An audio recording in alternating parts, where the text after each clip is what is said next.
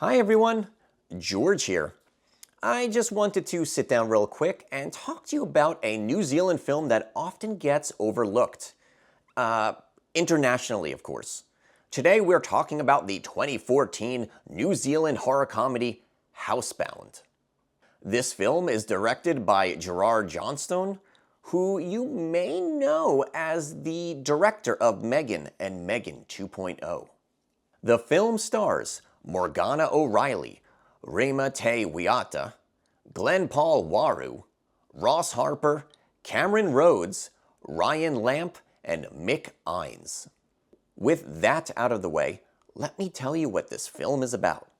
Housebound follows Kylie, a rebellious young woman who's sentenced to house arrest after a botched robbery.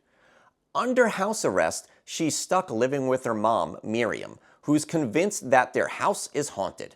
At first, Kylie thinks her mom is just being ridiculous, until she starts hearing and seeing things herself.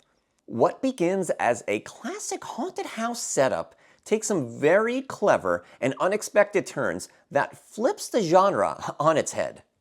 Also, real quick, most of this video will be spoiler-free, but there will be a section containing spoilers which I marked in the chapters below, and I also will give you a warning ahead of time before we dive into that section. Now, this movie, Housebound, balances multiple genres seamlessly. It's legitimately creepy at times, but it's also really funny. The humor in this film isn't forced, it grows naturally out of awkward family dynamics and small-town weirdness. Another thing that can be said about this film is that from the opening credits all the way to the end credits, this movie is absolutely charming. Part of its charm comes from the amazing performance from its cast. Morgana O'Reilly shines as Kylie. She's sarcastic, skeptical, and tough, but not in a cliche way. And Rema Te Wiata, who plays Miriam, becomes the star of every single scene she is in. She is hilarious, sweet, and totally believable as a mom who may or may not be right about being in a haunted house. Also, the friendship that grows between Kylie and Amos, the security contractor keeping tabs on her, is absolutely delightful. Honestly, all the characters in this film are silly, flawed, and an absolute joy to watch. They all feel like real people with legitimate purpose on screen. Another reason why this movie works and can be such a pleasant surprise is that it's not a flashy film. This movie was only made with a budget of $400,000 USD, and they really pulled off something special within the boundaries of this small budget. The movie doesn't rely on big special effects and scares, but rather this movie is a multi-layered, slow burn that respects the viewer. There are no dumb horror movie decisions in this film. If a character does something like enter a spooky basement or break into a dangerous location, there's a well-written and well-thought-out reason as to why they are doing the things they are doing on screen. Also, I'd like to point out that I've seen many haunted house movies over the years, and the fact that the main character is under house arrest for 8 months has to be one of the best written answers as to why a character just can't leave the house. One scene that's done really well is when Kylie wakes up in the middle of the night to an old and tattered teddy bear talking to her. It's a classic haunted house scenario, but the execution is done really well, and Kylie's reaction and action that follows is very entertaining. Now, a fair warning, I'm going to talk about spoilers for the rest of this section. If you have not seen the movie yet, I highly recommend that you skip this section. I'll have this section marked in the chapters so you can easily skip it. In the film, the scene that really sticks out to me is the one where the movie flips from being a haunted house movie to a thriller. After Kylie injures her stepfather, she feels guilty and starts to do work around the house. She does laundry, dishes, vacuuming, and such.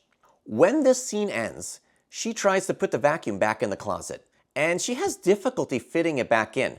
Frustrated, she tries to shove the vacuum back in, which then opens the back wall of the closet, revealing a secret hallway. She goes and enters this hallway and starts exploring it, right? She's moving through this tight, dim-lit space. The atmosphere of this scene is really eerie and creepy, and she eventually comes upon a revelation that there is actually another person secretly living within the walls of this home. It's this moment where the movie really surprises the audience, and the film shifts gears from being a supernatural horror comedy to a thriller horror comedy. From this point on, the threat in this film feels very real. Before this moment, they had to deal with the unknown, a spooky, creaky home that is very scary in the middle of the night. And it also has a scary and secluded neighbor with a potential dark secret. Not only that, once the genre of this film is flipped, the scenes where we once thought Kylie was dealing with a ghost now takes on a new meaning. This includes that teddy bear scene that I mentioned earlier. Since the person that lives in the walls, his name is Eugene, he really loves electronic devices and building and tinkering with electronic devices. We now understand that that teddy bear was not some possessed teddy bear. It was actually one of the products of Eugene's inventions. But of course, since we've already seen the movie, we know that this is not the only twist this film has for the audience. The reveal of the actual villain in this film being Dennis, the state-assigned psychologist, really adds more layers to this well-written film. This movie, honestly, this movie really is a well-crafted, multi-layered horror film.